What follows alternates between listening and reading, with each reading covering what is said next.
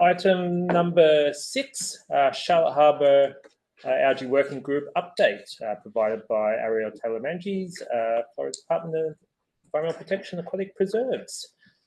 Purpose of this is to share updates on the progress and priorities developed by the Charlotte Harbour Working Group since discussions were held at the August 2024 TAC meeting.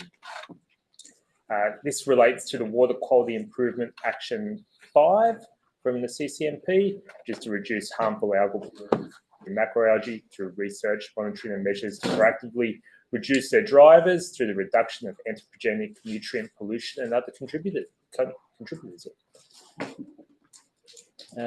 Arielle, over to you. Thanks, Mark. Good morning, TAC partners. I'm doing the Charlotte Harbour Algae Working Group overview, or as we call ourselves, CHOG. But I want to say that I'm not. I'm not the only one in the group, so I'm just giving the overview. So anyone who's at that meeting or previous meetings, feel free to speak up. And then, of course, this is a working group, so I'm just the one speaking today. So a brief overview: the CHOG was in response to reoccurring macroalgae blooms and cyanobacteria blooms that were occurring within Charlotte Harbour and Matlacha Pass. That like over the past 6 years, we kind of started noticing it in 2019, and in 2020 it became very noticeable, so much so that it's been reoccurring in the news. And residents were complaining about it. So it was something that was of conversation between partners and land managers in our area. And then we decided to unionize or group up. I don't know. Anyway, so this working group has so far met 3 times over the course of the year to assess research needs, discuss current state of data and identify gaps, and then establish next steps. So initially, these goals were divided into immediate action, medium term, and long term. You can see the timelines up there. And then we also broke those up into research, management, and then education and outreach goals. And then we met. Was that 2 weeks ago? We met 2 weeks ago to just kind of reconvene, give updates, and then try to, do those next steps moving forward. So we can breeze through these next 3 slides, but this is an outline of the research goals that were established a few meetings ago. You can see they're broken up into those different timelines. We can go to the next one. I don't, unless someone wants to highlight any of them. These are examples of the management goals. And then the education and outreach goals are next. Something else I wanted to point out, this group has Kate Rose has done a lot leading these meetings, helping get a moderator, which some people may remember Joy Hazel. She moderated the meeting before. And then Kate also developed a SharePoint so we can combine relevant research, relevant data we've collected in-house, just whatever information we need. Our meeting notes and everything are on there as well. So moving on to the next slide. So ongoing and upcoming monitoring. This shows that the partners got together and was like, okay, well, what are we already doing and what's this timeline look like? So we'll focus on what's happening now and this year. So the Eyes on Seagrass volunteers have gone out recently. I think they're wrapped up with that now. And then on the aquatic preserve side, the Estero Bay Aquatic, well, they don't have an algae down there, so forget I said that. The Charlotte Harbour Aquatic Preserves are starting their seagrass monitoring. We started it in August. And then this isn't on there, but I was going to give a shout out looking even further into the winter. I know that both the South Florida and the Southwest Florida water management districts will be doing their flyovers coming up soon.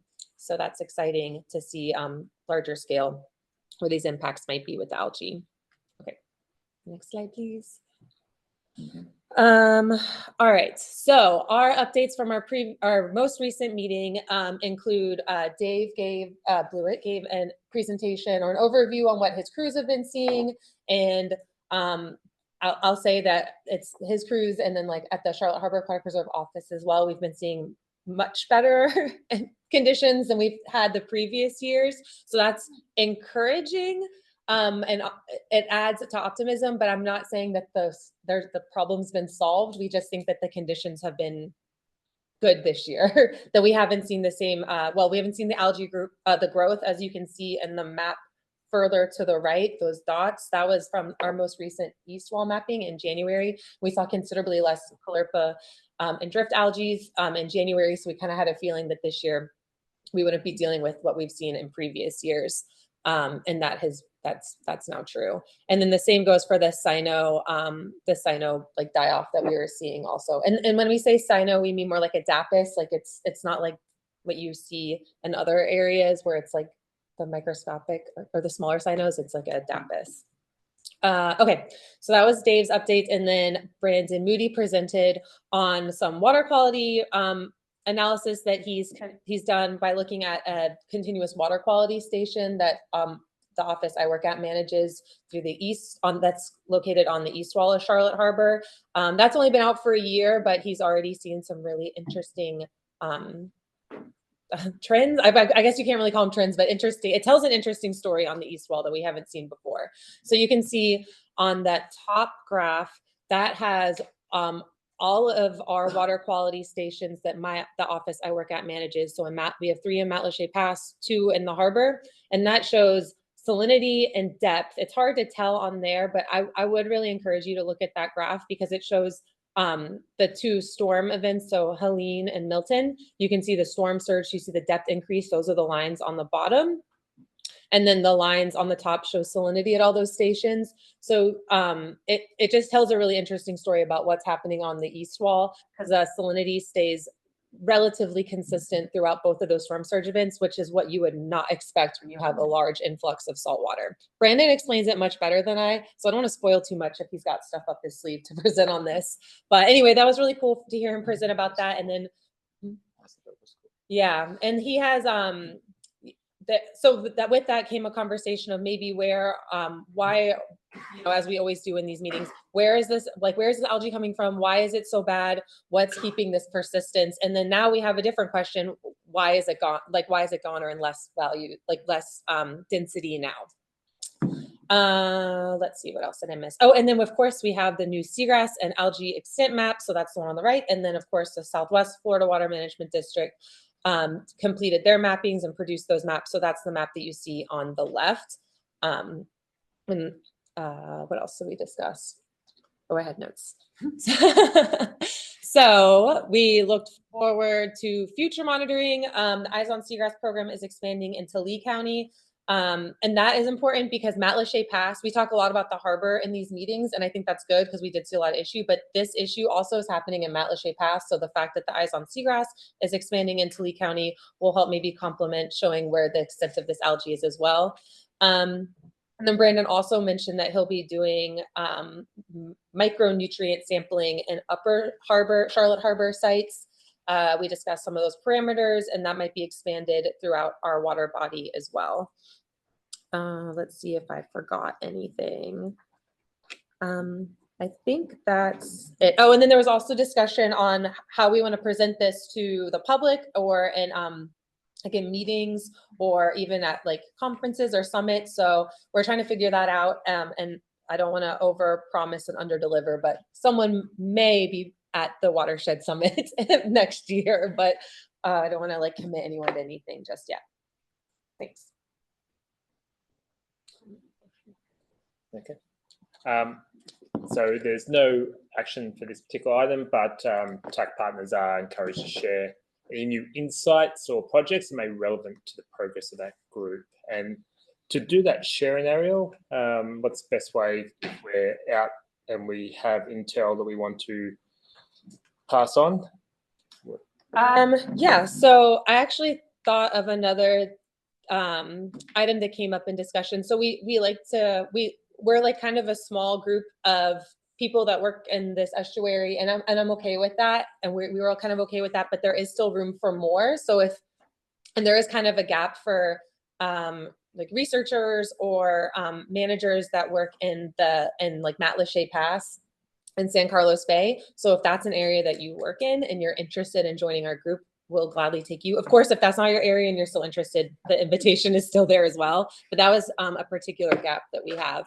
And then if you have information to share or you are interested in attending our next meeting, you can initially contact me. I don't want to throw Kate out there without her permission, but you can contact me and I'll get you in touch with the right people and we'll get you involved.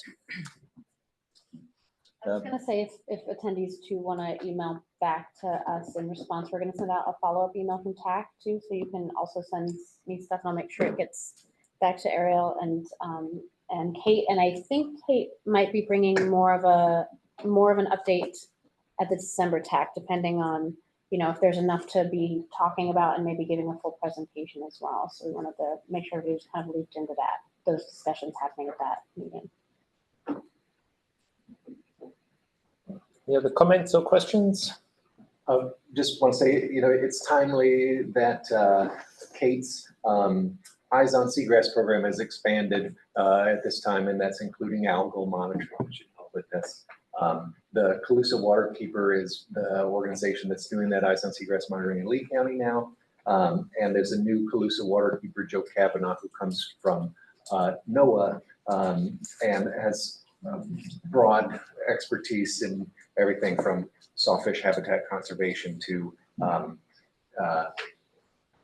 any marine biology you can think of. So exciting team growth for this CHOG.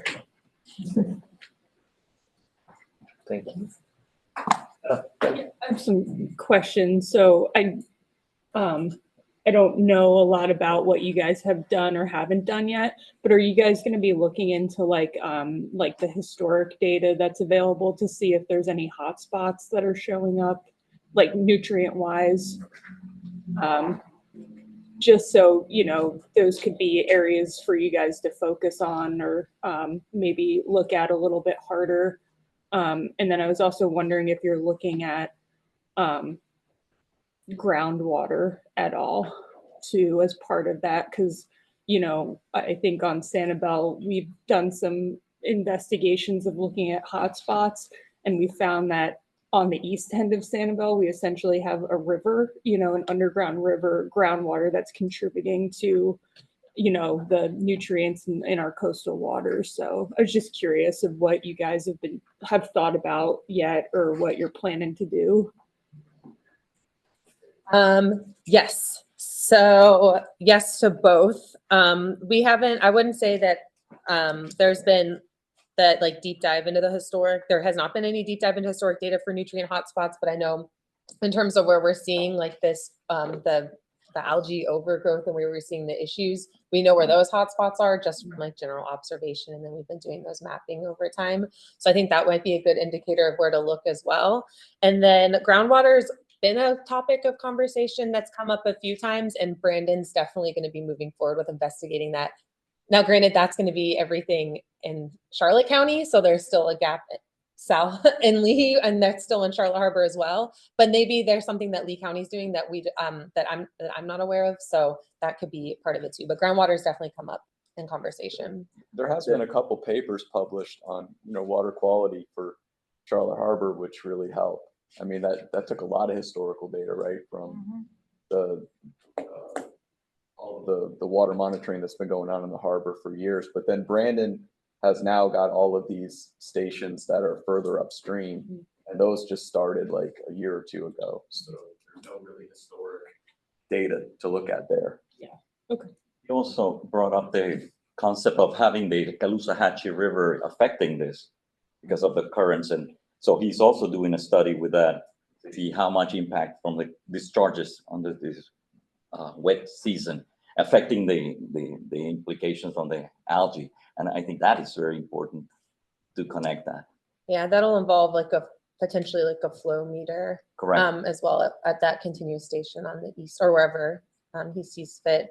And then I know like on our side, like at the aquatic reserves, we had our long-term seagrass data analyzed with the water quality data in the area. So it could, that was looking at seagrass trends with water quality, but it also focused on like our algae observations as well. But I'd like to look at the study you all did in Sanibel. Yeah, I can send it to you. Yeah, SCCF helped us out with that study.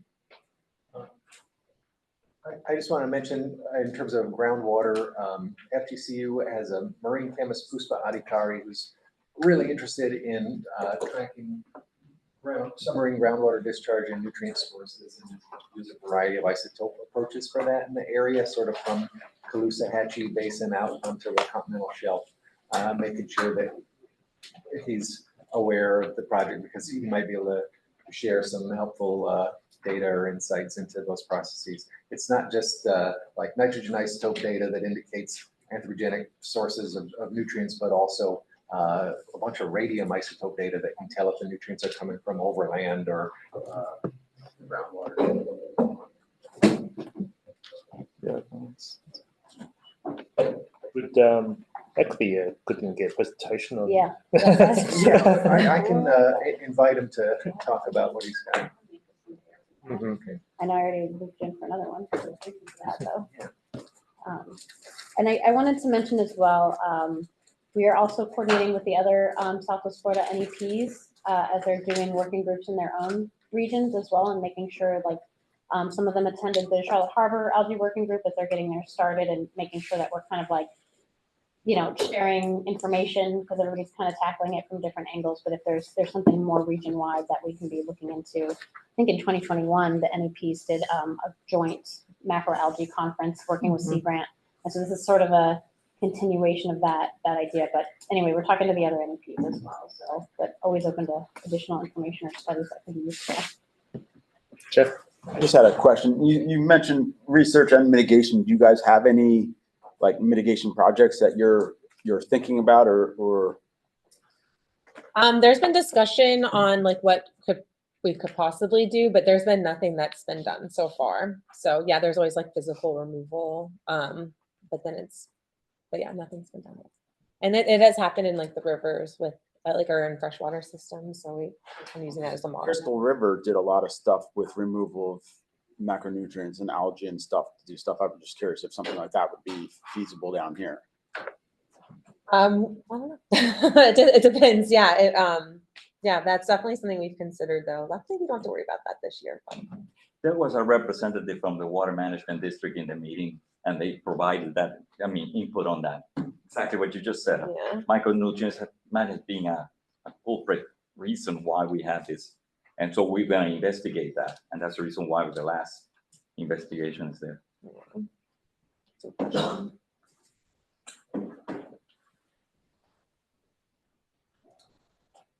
Cool. Questions and discussion, but yeah, I think this is even when this goes to sleep, somewhat this macroalgae issue, it's always there in the background, and that's what we've seen with these systems is we can't rest on our laurels when the problem quietens down. When it comes back, it'll come back quickly.